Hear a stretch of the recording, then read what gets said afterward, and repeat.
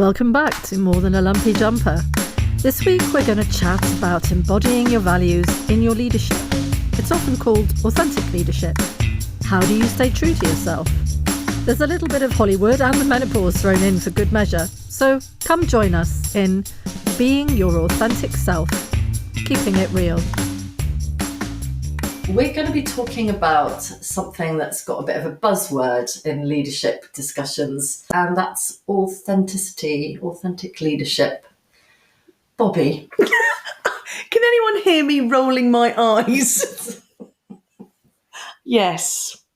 Authenticity, authentic self. I really hope that no one's switching off right now, because I have no idea quite how many podcasts and LinkedIn posts and everything else besides I've seen on this, which makes me worry when it's so important about being authentic that I don't want it to get worn out. So I try things like being real and being true and true to self, which of course all leads us back to authenticity. But it does worry me a little bit when it's such an important topic that I don't want it worn out. Does that make any sense whatsoever? Yeah, what are we actually talking about when we say authentic leadership? So I think I have to start from what it means for me. I think I became me before I became a leader, if that resonates at all. And authentic leadership for me is about, I think I said right at the beginning when we were doing our intros and bios, about being unapologetically me. And not in an aggressive or over-assertive way, but I find that authentic leadership for me is so much less strenuous when I'm actually being myself and not putting on an act or performativity, being true, being honest. Those sort of elements that we were talking to Steve and he was talking about when he tried to use the HR manual to be a good manager. And it wasn't till he stopped trying to do things the way that other people had told him and found his own way of doing HR or whatever it might be, that he settled in. And that was when he became a leader. And I absolutely resonate with that. I remember leaving the military and going into my first job wearing a suit. And when I eventually left that job, I've never worn a suit since. Nor will I ever. Oh, other than that pink one that I've just bought. Yeah, Barbie. But yeah, Barbie rather than Bobby. I just felt completely out of sorts. That's bizarre, isn't it? Something that you wear, but I never felt like myself. So it was almost like I had to shed clothing, shed a skin to find out who I really was. And we've talked as well about how long things take. That took me a hell of a while to stop that strenuous way of attempting to lead. I think I was doing a pretty good job with it, from what I've told and the feedback I've had.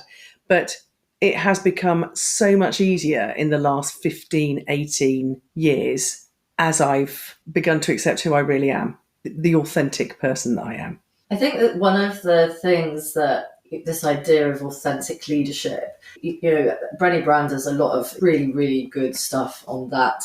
But one of the things that resonates and that I've noticed comes through a lot of the discussion about authentic leadership is values and sort of living your values, and even when it's difficult. And I think I like this idea that you talk about, that authentic leadership should feel easier. It should feel less stressful, less pressure, because you're actually living your values. Most people know that once you are able to live and work according to your values, that it feels more natural. You feel able to, again, you're not fitting yourself into a box that belongs to somebody else. And in a way, it's also why it's so important. And again, values is bandied around everywhere now. But, and again, I feel the same way about that. I don't want it to become diminished, this idea of really understanding values. And so many organisations, it's a tick box exercise. And as you say, yes, we've got our values. They're on the wall. They're on the mouse pad. They're on the coasters, they're on the t-shirt, they're on the website. But actually, is this company living and working through the values? And I guess being clear about what your values are, and then making sure that when you are working for an organisation, that your values align with the organisation, because then if they don't, as a leader, you're really, really going to struggle. Yeah. Talking up to you about your expertise in somatic coaching, I recall when I realised that an organisation I was working with, the values had changed from what I had believed them to be when I had first joined. I could feel it in my body, how uncomfortable I felt. And it took me a while to work it out, why I felt so just wanting to shake off things. And in hindsight, it was that point when I was just realising that our values no longer align. I am not going to be able to continue here in any comfortable way or effective way. Yeah. It brings to mind for me as well, being authentic, to make it as an authentic leader, also has a lot to do. Let's throw another term that gets bandied around the whole thing, imposter syndrome. And I know that you and I before have talked about that and quite what that brings up for you, and you have other words and language to use, which we could be talking about here. But for me, my internal chat absolutely shackled me for actually becoming the real me. So I agree with you. I think it is about values. I think it is about being settled within yourself, turning down the volume on I'm not good enough, I'm going to get found out, I don't know that I can do that, I don't really want to tell anyone I don't know. And you turn all of that volume down, along with not conforming in a way that doesn't fit who you really are and finding that place. I feel much more me than I ever have done since I gave up full-time work, which is not very helpful to anyone who's sat in full-time work listening to this podcast right now. But I wish, it's another thing that I wish I'd actually settled into sooner. Not living with regrets, but grabbing hold of that. I was listening to a TED Talk recently by Bevi Smith, who talks about how to discover your authentic self at any age. And she talks about what bitch she was when in her younger years working in the fashion industry, and yet how she feels right now, where she looks to show up as her most Beviest self. I'm going to nick it, Bev, because I think it's brilliant, because I want to now, I am showing up as my most Bobbiest self. I can be my most Bridgiest self. Yeah. And I think that, for people sort of like capture that. She also talks as well about embracing grace, because the other thing that I think that stops authenticity some of the time is when you're busy looking at how brilliant somebody else might be over there, because it leads to judgment, it leads to resentment, and you've taken away from self again because you're trying to be something like that person over there. And you're never going to be able to be like them because you're not them. And so that element of drawing it back in. But there's an additional benefit from grace, isn't there? Yeah. She says as well that if you are extending grace and removing malice and resentment and all of that, is better than Botox. So, ladies, I'm done with that. Yeah. Let's all start embracing grace as our new beauty regime so that we'll all glow and look more graceful and lovely simply by being nice. I've always thought that my natural Botox came from eating too much. An element of that once you start losing weight, especially over 50, that's a good excuse for me to just continue stuffing my face. Drinking wine, which we will be doing later. I think that one of the other things that when I've been looking at this idea of authentic leadership, integrity is a word that comes up a lot. And again, that is values linked, sort of integrity to others, but also to yourself and to your values. And then when you look at what are the outcomes of someone who behaves with integrity or working with someone, again, we've talked about trust a lot throughout these episodes, but people who behave with integrity, it generates trust, it generates faith in that person.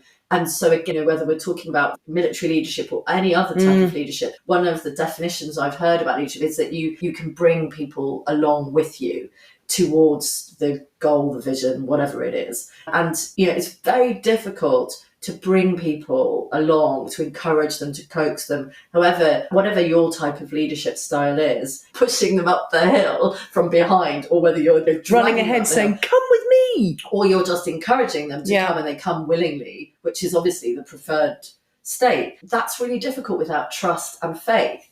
And trust and faith are really difficult to generate without integrity, without that sort of being able to personify the values that you have and that are admired. I think also, other things have popped up when I've been looking at this idea of what is trying to distill down what is authentic leadership, other than being unapologetically yourself, but also for people to understand that seeing people, you take responsibility for your actions. And again, we've talked about that in other episodes about why it's so important to own your mistakes. This idea of using your inner compass, which all comes back down to values. I think that there are also huge benefits if we're only looking at things from an organisational point of view as dollar signs or pound signs or euro signs at the bottom line. Actually, there's research to suggest that where people perceive their leaders to be authentic, you could follow the metrics. So there's an absolute link to increased productivity, increased problem solving, happiness. That dollar sign, if you only lead with a dollar sign or a pound sign or whatever sign, people have been entirely left out, which again that we said. And the other thing, just to riff off, is the truth bit. Again, I go back to what's happening internally. So being true to self. If you're having a wobble or confidence-wise, and again, I come across this a lot with the middle managers that I coach, that self-confidence that was clearly lacking when I was younger, that I was going to get found out, that I wasn't good enough to actually have the jobs I'd been given, etc. But the voice, the yapping of your Jiminy Cricket, or mine is a parrot, which I could really do with shooting every now and again. But that you've got to be honest with yourself, the truth. So if you are feeling wobbly, everybody else feels it. Yes. If we're back to the communication piece again, because if you can't get a grip of the realness or the truth of a message that you've got to give, and you do the whole, I was told to tell you this, oh, it wasn't me, it was them, taking no responsibility in that truth, people feel that as well. And they don't feel that you've got integrity because you're not owning anything. Yeah. And you've been really wishy-washy with the message that you're giving them. No one's going to follow a person like that up any hill. They won't even be at the bottom with them. They'll have sort of like turned around and gone back to the car park. The pub, yeah. They might do that as well. But I think the truth piece is so much. But again, I still maintain with this theory that it starts with self. It's the ripple effect again. You become the pebble that you drop in somewhere, and then it starts to actually reverberate out when you've actually got a good grip on who you are. My point about the money sign, though, I know that for any authentic leader, that's not their driving force. However, if you are trying to drive cultural change or persuade the senior management, the board, that there is a need for recruiting authentic leaders rather than maybe a different type of leader. Many organisations don't make changes just because it's a good idea or it's going to make people feel better. They're driven by that bottom line. The bottom line is that it's great for people, but it is also good for the company in terms of productivity. Yeah. And so cynical me, who, would hope that changes are made for good reasons, but is very aware that often there needs to be another arm of the encouragement. Yeah. And being able to turn around and say, look, this is good for people, and everyone shrugs their shoulders and go, and it's also going to be great for your bottom performance, line, productivity, blah, blah, blah. Absolutely does. And so ultimately it should be a no-brainer, really, for an organisation. Yes, we want more authentic leaders. Yes, we want to invest in growing our own leadership base into this type of authentic leadership. Let's focus, if we're going to be investing in coaching, let's be looking at why are we trying to change the leadership to what particular model, and if it's going to make money, then it's win-win for the board. I've found it quite interesting as I've been looking at particularly United Nations leadership. I refer to United Nations solely because that's an experience that I've had. I can pretty much bet that we would find a similar response in many other humanitarian organisations. And I find it ironic that for organisations like the UN and other NGOs or humanitarian organisations, non-profits, that when their sole purpose is to make life better for people, for others, for vulnerable people, that when there are discussions about leadership or trainings about leadership, the focus still seems to be on this performance management. But I haven't come across real discussions about people, how we enable the people that are doing these difficult jobs to flourish. And there doesn't really seem to be an acknowledgement that there is a need for that, because I don't understand how we can deliver humanitarian aid with humanity if the people who are being asked to do that in the ground have not been treated with humanity themselves. It sounds like, you know, a number of organisations that I've touched into or I know about as a result of friends, family, my network, that it's transactional. It's not transformational, it's transactional. And while, again, transformation gets bandied around as well. God, I'm doing well today. We should have had a bingo card. Yeah, we should have done that. We'll have to do that for the next episode. Yeah, definitely. But I would prefer it to be, even if we move the dial a bit away from the transactional, treating people a bit like cogs or whatever metaphor we want to use, to actually just acknowledging that they're real people and treating them, you know, with some level of gratitude, that they are the ones that are making this organisation work. Yeah. Because leaders don't become leaders, authentic or otherwise, if they haven't got people who are working well for them. So I agree with you. I think that the flourishing piece, and how can that be so at odds with, or what the end game is about for an organisation? It's something that surprised me the more I've looked into it. Yes, authentic leaders are values driven, they've got integrity. There's also this element, again, a lot of things get reflected throughout the various episodes that we've done, but this idea of relationship building and authentic leaders. And it's not, again, about they're my best friend. It's about having a relationship and recognizing each other as human beings and caring about each other as human beings. I've been really interested in the idea of the concept of leadership as love.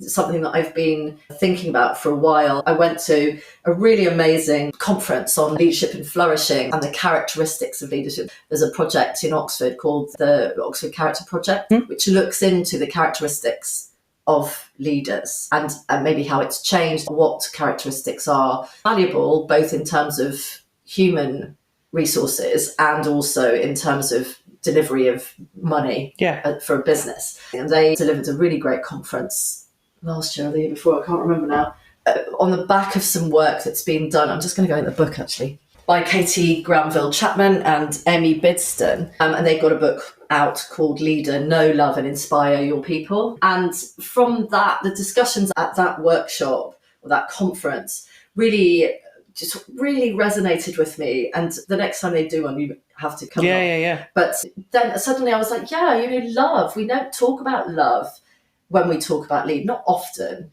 It was the first time really I'd come across the idea that, and it's not, silly, romantic, weird, creepy, sexy, any of those things. But actually, as a leader, you love the people that you're working with, just like we love our fellow human beings. We care about them. We respect them. We understand the needs that they have, really basic needs like respect and feeling safe and feeling appreciated. There's quite a lot of work that's gone on about the need to be appreciated. And not, again, in medals and rosebuds and chocolates, although never going to turn down chocolate. Absolutely not. Or bottles of champagne, I would add.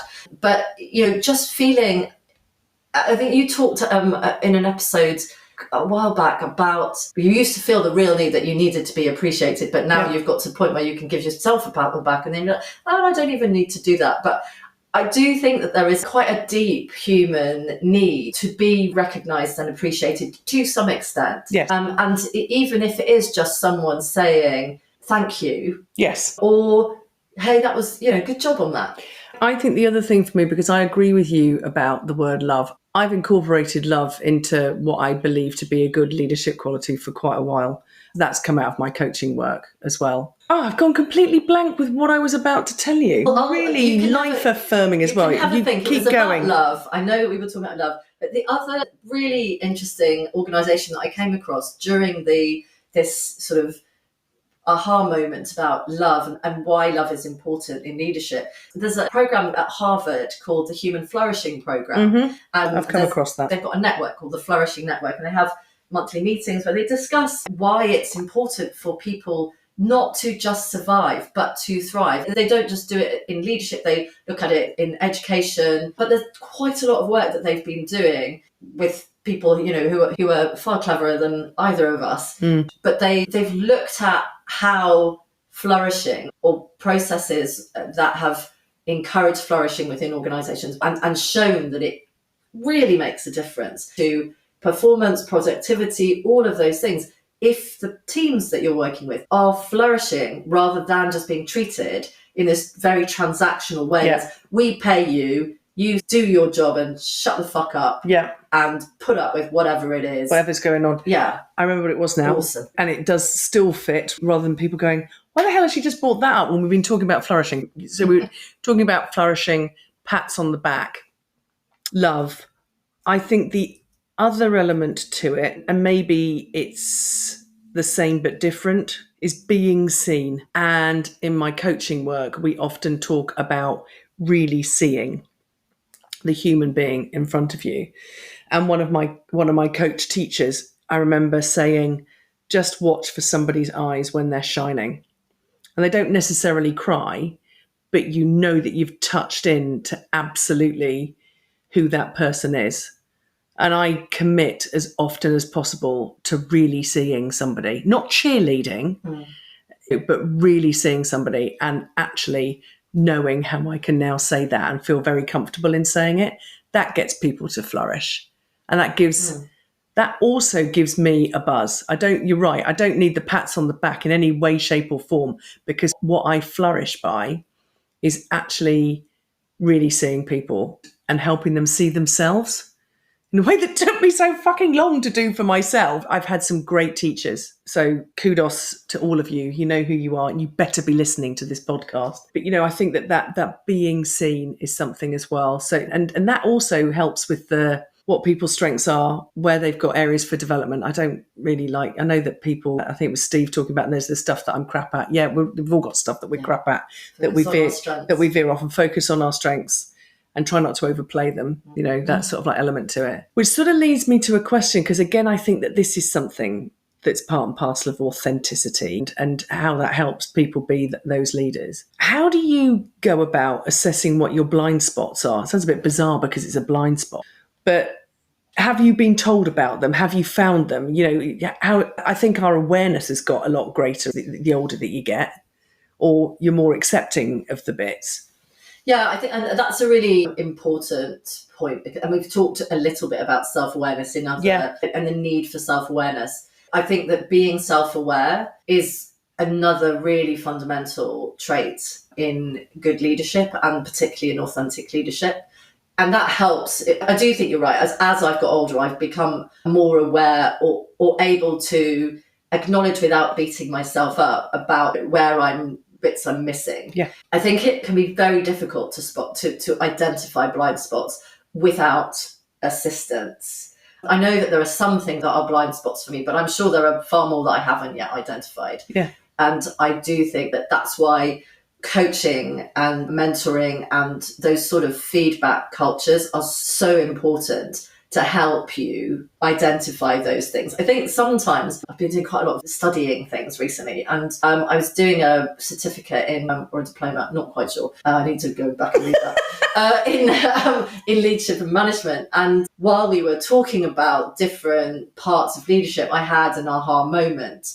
And it's about not just emotional intelligence, what's the word? It's being able to regulation. Mm-hmm. So regulate my emotions or manage my emotions, because I know, and I suddenly was looking at that and going, oh yeah, actually that's something I really need to have a look at, because much as we've all said this previously, there's nothing wrong with emotions. There's nothing wrong with being an emotional person, but not being able to regulate or manage them at the right time and the right place and the appropriate level of emotions can be really problematic as a leader, particularly I think where frustration can turn into anger. Yes. And I am very aware that when I am under pressure or when I'm afraid, I get angry. I'm sure I'm not the only person, and that at the wrong time can explode out to an inappropriate outburst with people that I've worked with, or my frustration turns into tears. Yeah. And I know that many women struggle with that. And it is, you really are, you can feel it happening and you can feel your eyes filling up and you're just, no, not now, not right now. I'm just going to go to the toilet. Turn the tap off. And I think that, and I know, I think it's Goldberg, I can't remember now. There's I think he's an American psychologist who's done a lot of work on this idea of emotional regulation, emotional intelligence, social interaction, and there's a fourth one too. I'll have to go and have a look at that now. I did write it in my essay. When you have compartmentalized loads of information and you're like, okay, I need that for this thing, and once I've finished with it, I put it somewhere else. It can be thrown out of one of my ears. Somewhere else that's not so easily accessible. And when I started reading that work, and I think there was a YouTube video with him talking about it. And again, the feedback I've got from people that I've worked with, I know that I have made life-changing impact for them, for good, I hasten to add. Yeah. But there have been lots of times where I've felt that I didn't deliver as well as what they deserved, because I have been unable to get a grip of some of the emotions and some of the reactions I was having to other leadership decisions that were impacting my ability to be a leader, and how angry, frustrated, sad, lots of grief processes going on that I wasn't able to deal with in an appropriate way that prevented it all leaking out to impact on the people that I worked with. And that is something that bothers me. But the aha moment was to understand, okay, that's what it is. It wasn't just me being a shit leader. It wasn't just me being a bad person. It just was, it's something I need to address. Yes. And I think that, when you said about how much time you felt alone or being alone, and I equally have that approach to frustration. I think we can safely say, tears, yes. Like, hey kids, hey Ash, hey anybody who actually knows me. Yeah. And because I have the community piece that we've talked about, I have found the safe places where I can just go and blow up the powder keg and then get back in. And one of the pieces of advice I often give to managers when it's like that, or they're doing those tricky, challenging, however we're going to describe it, conversations or whatever, I said, you are allowed to take a break. If you can feel things going off the rails for yourself, or you're not quite sure how to answer, just say we're taking a breather and come out and get on the phone or call somebody or just go and take a breath. There's something, and I can't remember the reference to it now, but it was about the importance of a pause. I think we were talking the other day about making sure that people take their holiday. We'll just rein that back in to taking a pause when needed, and how quickly that can actually regulate things. But I've had exactly the same elements. I think the other thing that I didn't realise was a blind spot. I was really good at giving. So my self-care sort of went out of the window. But I've had it even recently, just quite how shit I am at receiving. Whilst I said that I always went looking for a pat on the back and stuff like that, if people praise me, especially in public, or say anything nice about me, I find it really triggering. I find it very difficult to allow it in, because it feels quite vulnerable. A lot of people say that. There is a trait where people, how if someone says, oh, I love that dress, or I love this, and people will also be, oh, this whole thing, or just say thank you. Exactly. And it's something I do talk to when I'm working on female empowerment, women's empowerment with groups, is to talk about that, take the compliment. Yes. And it is, and I'm very aware that I do exactly the same. And I think what we have to be careful of as leaders is that you flick it off like that. That's derogatory. Yeah. The person has gone out of their way to say something lovely to you, or make a comment, or tell you how you have really made an impact. Don't flick it off. That's not authentic. But also because they're in a vulnerable place. Absolutely. As well, and you've planted it back. So I think that was a real learning for me whilst I was actually doing that period of development for myself. And it's still something that I struggle with, because I think there's something still underlying where I don't sometimes think I deserve people to be kind to me, which is just nuts. Yeah. It is nuts, Bobby. It is. That brings me back to some of the things we've said in other episodes, where our perceptions of people and what they go through or how they are is often very different to how we perceive ourselves. And it's a big lesson to remember that we don't know what's going on with people in terms of good or bad, going on in their lives in terms of how we judge them or how we perceive them or how that person is bubbly. And I think when you were talking to Steve said, that you were this effervescent person, but that actually behind that there was a real lack of self-confidence. And you actually used the bubbly personality to mask that. Yeah. And I think that I've found that with many people. I know that, people always say to me, oh, but Bridge, you always seem so confident. You always seem like you've got everything sorted. It makes me smile a little bit because I'm saying, if only you knew this sort of tiny little sobbing child is sat there feeling really rubbish, or the number of times I've felt out of my depth, particularly when I've been moving into new things or trying new things. And much as there's an element of me that loves learning and loves adventures, there's also another big part of me that's there going, what are you doing? This is crazy. I'm terrified. Don't talk to my husband about every time I got posted, because I would whine like a baby for weeks on end. No one's going to like me and I'm not going to be able to know how to do the job, and it's all going to be awful. Because for somebody who has worked for a lot of time in organisational development, I don't like change. So maybe that's why I got into it, because get ahead of it, be in control of it a lot of the time. And then, of course, I don't know, maybe it was 24 hours in and I'd have the call, no, it's all fine. And you can hear him growling on the other end of the phone or face to face with me about the bloody nightmare I'd put him through with all of that level of anxiety, rather than just calming all of those ridiculous voices and going, it will be fine. Even if there's a level of cock up in it, like which there has been with most things that I've done, but it will still be fine.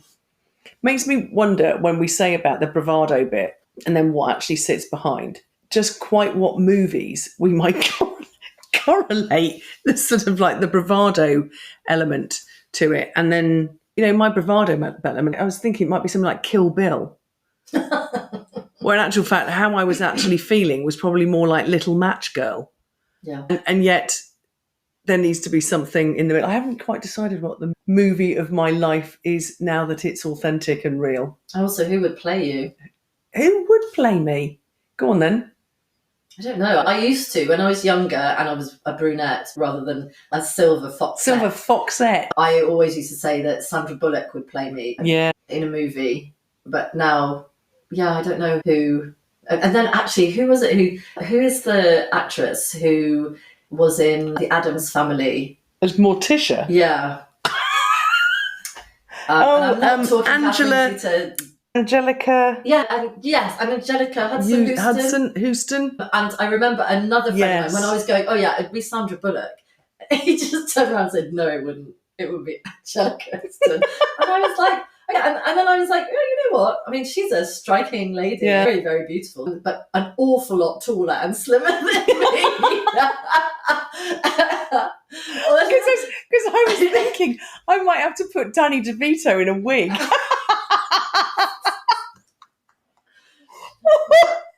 When I started going grey through the pandemic, I thought, oh, sod, it's enough. I'm just gonna. My poor husband, throughout the pandemic, because I was going through the menopause at that time, I thought that I had Alzheimer's, or I was becoming bipolar, and just because the mood swings were and of course he being locked in a house with me with this crazed fucking banshee of a woman who would be screaming in anger or bursting into tears. And he just was so confused. Like, what is going on? And is this my fault? Like, is this didn't do it? I wasn't me. And I had a poor guy. And I remember I was living in Jerusalem at that time. And I'd get up in the morning. And the song Always Look on the Bright Side from Monty Python, which probably wasn't culturally appropriate to be playing in Jerusalem. But I used to play it really loudly just to get my day started. Always look on the right. And I'd be dancing around. And, oh, this is so good. And then I just burst into tears. Life is a bit of shit when you look at it. And you'd be like, what happened between that sentence and the chorus? So anyway, I decided to go grey and stopped on my hair. And at one point, I'm very much two-tone. I'm silver on the top and I'm still quite dark underneath. Got long hair. And he kind of looked at me one day and he goes, oh, you look like that woman who killed all those dogs. And I'm like, what? Like, I have to preface this. My husband's Tunisian, so we're speaking in French normally, and some of his cultural references are very, very different from mine. And I'm like, The woman who what? kills all the dogs. He said, you mean Cruella de Vil? And he's just, yeah. And then he's smiling, and then he looks at my face, and you can see him, he's computing. That was not, That it didn't not come the out right, quite low. that's not the right. And then he goes, and then goes off and tries and hides somewhere. He says the funniest things to me sometimes. The other day, because I love swimming, jumped in the water. I will go in the water. If I see water, I will jump into it. He was rolling his eyes at me as I was like, oh, I really want to go swimming in this river. And he's like, it's filthy. Why would you want to get in there? And so he said, my wife is like a fish. And then he goes, no, a frog. Ha ha ha. And he's like, ha ha ha, my wife is a frog. And again, he looks at my face and sees that maybe he's not said what it hasn't communicated as well as maybe he thought. And he goes, a pretty frog? And does that make it better? And I'm like, not really. I'm not sure that's any better than my husband refers to me as a sea cow when I'm in the hot tub.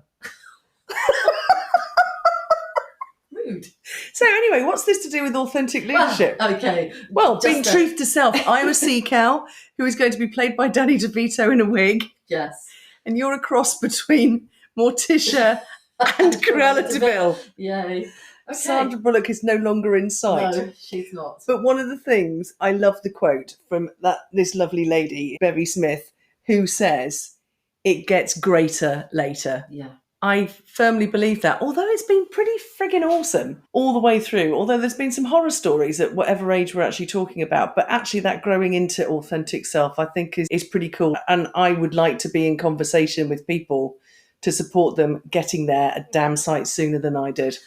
Yeah. For their own health, and I'm talking mental health. Yeah. Health, because I think it can affect both that level of stress and anxiety that everyone, we're not just talking women now, that everyone puts on themselves to conform, to be a particular thing, to be having this sort of house, this sort of money. We need to somehow be in conversation to just go, actually, it's much better to just rein it all back in and to first and foremost work out who you are to show up as. Yeah. I do think that as I've got older, I've become much more comfortable in myself. I think that's probably a normal thing. It takes time and practice. Yeah. Certainly, there's been quite a lot of discussion over the menopause and how many women sort of find themselves, their true selves, once they go through the menopause. And I'm not talking about people who are still suffering. All hail HRT as far as I'm concerned.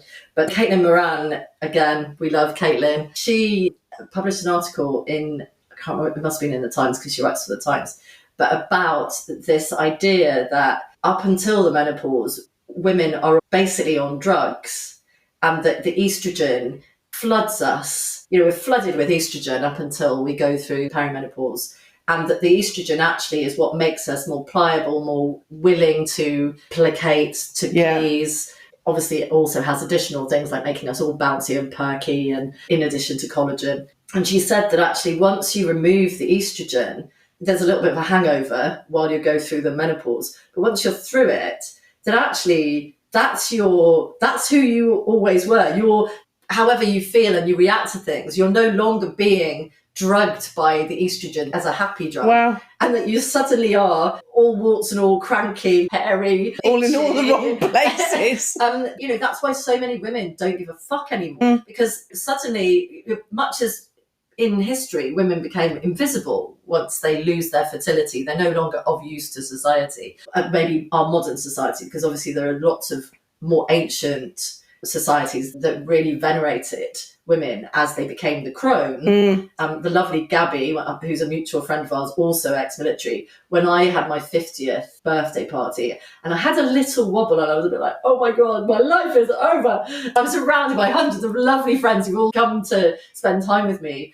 And I just had this little thing and she took me aside and she was really earnestly said, do you know why women are called crones when they become older? And she said, it's because crone means crown in Danish or Viking or whatever. The woman would go off on a rite of passage into the woods and convene with nature and the spirits and the gods and the goddesses, and would come back as the wise woman or the leader of the community, and she was given a crown, and that's where the word crone comes from, which I really loved, by the way, so thanks, Gabby. Yeah, thank you, Gabby. We're all Generation X women. The majority of Generation X now are menopausal, postmenopausal. I do feel a power since, apart from the crying, the weeping and all of that I was going through and my poor husband had to tolerate. Now I am menopausal and managing any of those residual symptoms. I do feel a power of, I am older. I've got a shit ton of experience, some of it good, some of it bad, but I've learnt, I hope, from most of it. And while I'm no longer the sort of pleaser that estrogen made me, and I am a little bit more cranky, I am a bit more willing to tell people to go fuck themselves. And I am more willing to sit in a meeting and point out that there's too much fucking testosterone in the room. And where are the women, and why are we making decisions about things that impact on women when there are no women in the room? Have you actually spoken to a woman? Have you actually, anyone, even your wife, have you asked them whether they think this is a good idea? I was pushing in a particular location to recruit women armoured vehicle drivers in a place where we didn't have them, the UN didn't have them previously. And I was told very seriously by some of the men I worked with that women wouldn't apply because they don't want to do that. And I just went, where are you getting this information from? And they looked kind of blank. I said, have you actually asked any women whether that's true? And I said, have you even asked your wife whether or not? Well, my wife wouldn't want to. I said, but you're always speaking for women rather than asking them. I said, because I've asked every woman in our team whether or not they think this is a good idea. And every single one of those women has said, oh my God, it would be amazing. Please do not give up when everyone tells you that this is a bad idea. And when they did qualify, we had big celebrations, and there were some grumpy male faces around because actually their reasoning was that it might take work away from them, but they were still in employment and we created new employment. Yeah. And every single time those women drove through this particular place, little girls and little boys saw that it's not only men that do those jobs. The same when I was doing bomb disposal work, and I would walk to wherever we were doing risk assessments after bombings. I would be in my PPE. At the time I had a female medic. So we both walked through with the kit, and you would see men and women looking confused. A number of times I was asked, where's the bomb disposal guy? And I'll be like, I'm here. But it was one of those things that I realised it was important to be seen as a woman doing those jobs, regardless of how sort of eyebrows were raised. And especially having an all-female team when we used to go in. I remember walking past a whole load of my UN colleagues who had to evacuate from a location that we were then going to go and check. And as we walked through, I heard one of the guys say, wow, it's pretty cool that this is a female team. And that resonated with me because I thought, yeah, and actually now everyone sees it. Little girls see it, little boys see it. So that it just challenges those preconceptions about what women can do, what they're allowed to do. Yeah, those little things, ripple effect again. Yeah, absolutely. And coming back to the authentic leadership bit, visibility. Yes. It's a biggie. And being visible, doing great things, that people can then think, oh, I could do that, or, the good role model. You don't want people being visible and doing bad things. Really bad things, which, yeah. Yeah, I've done plenty of those as well. But yeah. Well, doesn't that bring us back to something that we talked about ages ago, that we were really glad that Facebook didn't exist? I would never have got a job, ever, if Facebook had existed when I was in my 20s. I think, to be honest, the majority of Generation X would not have had been able to. Well, I think I said to you, it's my youngest, and quite how much she drinks versus quite how much I drink. And I think the generations younger than us are living a very different life. But again, I'm not going to say sorry. The unapologetically me bit is that, yeah, we probably were terrible. We've used the word feral. Yeah, in our 20s. And I think people before... 20s, in my 30s. Oh, yeah. To be honest, Facebook has made me much more aware of how I should be behaving in public. I think my husband and I are regressing, because there was a time when I'd post things up and the youngest would be like, oh my God, just take it down. Will you stop being so ridiculous? Why are you on live Facebook and showing how drunk you are? Now I think she finds it quite amusing because, again, unapologetically us. Yes. I have to say, you and Ash, as a duo, the power couple of fancy dress and ridiculousness. Yes, absolutely. We're doing quite well with that. Maybe I should make him do podcasts as well. He would never do that. But you are going to listen, aren't you, love? That's good. Just saying. So yeah, I think we're getting to the end now of this episode. I think we've digressed a little bit into various... There's been all sorts of random stories with that as well, which I hope are of interest. Start with self. Start where you are in terms of that level of finding what your truth is. Thanks, Bobby. Take care. Bye. Bye. Thanks for listening. If you want to know more about any of the things we've discussed in this episode, we've provided links on our website and on the Spotify podcast page. There's even a little poll if you want to join in. Next week, we have another guest, my dear friend James Fulford Talbot from Nexus People in Australia, and we'll be chatting about boundaries. Why is it so difficult to set and maintain them? What happens when we don't? In Being Guilt-Free with a No. See you then.